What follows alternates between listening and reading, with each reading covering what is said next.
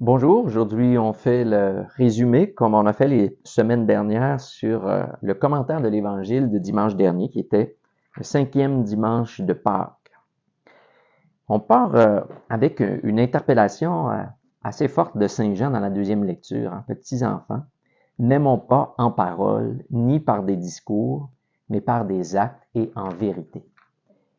Il nous interpelle un peu en disant, écoute, si tu prends le message de Jésus, mets-le concret dans ta propre vie. C'est pas juste des beaux discours qu'on doit faire, mais être capable de bien l'intégrer.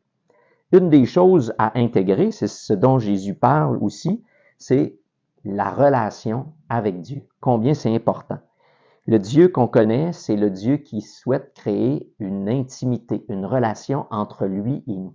Non pas quelque chose de théorique. Quand on parle de Dieu, c'est pas de la théorie. On parle de Dieu, c'est une expérience. Alors ça entre dans ta propre vie, ça fait vivre quelque chose, ça bouleverse, ça fait en sorte que justement, tu n'aimes plus seulement en parole et par des discours, mais tu poses des gestes. Alors c'est des gestes qui deviennent un automatisme pour la personne. Et le Christ invite justement à ce il donne un petit exemple en disant qu'il est la vigne. Et son père, le vigneron, nous, on est ses sarments. Il veut montrer l'intimité. C'est pas simplement Dieu dans son ciel, c'est Dieu proche de toi. Une vigne, puis tous les sarments qui dérivent de la vigne, eh bien, sont collés après. Puis c'est la vigne qui continue de faire passer la sève dans les sarments.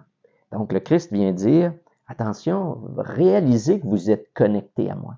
Réalisez que vous recevez cette sève de moi, et puis après ça, ça vous permet de donner des fruits.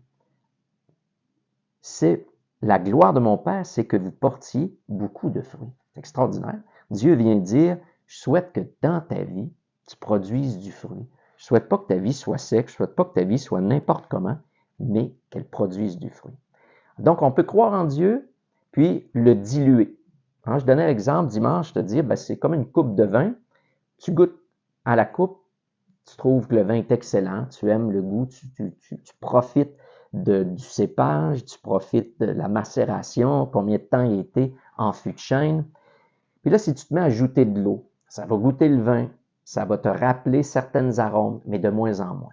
Et puis, plus tu rajoutes de l'eau, là, tu vas diluer le goût. Tu peux dire que tu crois en Dieu, mais si tu l'as tellement dilué, tu vas moins profiter du goût extraordinaire qu'il a. Alors, dans chacune de nos vies, on a à réduire la dilution, à enlever des choses dans notre quotidien qui va nous permettre d'avoir la quintessence de Dieu, le vrai fruit du vin extraordinaire. Alors, il faut en profiter. Je disais aussi qu'il y a un petit danger, un petit glissement aujourd'hui. Bien, les gens vont dire la vie. La vie est difficile avec moi. La vie m'apporte des belles choses. On peut dire ça. Il y a des personnes qui peuvent s'engager à dire ça. Mais c'est pas une phrase chrétienne. Parce que nous, on sait que c'est pas la vie. Parce que la vie, ça n'existe pas à l'extérieur de nous. Nous avons la vie. Mais la vie, c'est pas une entité externe qui me parle, qui me donne des bonnes ou des mauvaises choses. Alors, la vie, c'est Dieu qui la donne et il nous la donne à chacun de nous. Donc, quand on vit des choses dans notre quotidien, on devrait, comme chrétien, avoir référence à Dieu et non pas dire je confie ça à la vie. La vie, ce n'est pas une entité. On n'a pas à faire de l'anthropomorphisme, de donner à des objets ou à des réalités une conception humaine. Donc, la vie, pour nous, ce serait aussi simple que de dire, par exemple, que la maman a préparé un bon spaghetti pour son enfant, puis là, son enfant, il regarde le spaghetti, puis il dit, le spaghetti m'apporte tellement, je fais référence à lui. Mais non, le spaghetti n'est pas arrivé de lui-même. C'est maman qui me l'a donné. Donc, dans la vie, il y a des choses qui se présentent à nous. On peut regarder juste la chose et oublier d'où elle vient. De prendre le temps, quand on reçoit un repas, de dire merci à celui qui l'a préparé. C'est la même chose pour Dieu. Merci à toi, Seigneur, que tu m'as donné telle chose. Je souhaite demeurer en toi comme tu me le proposes.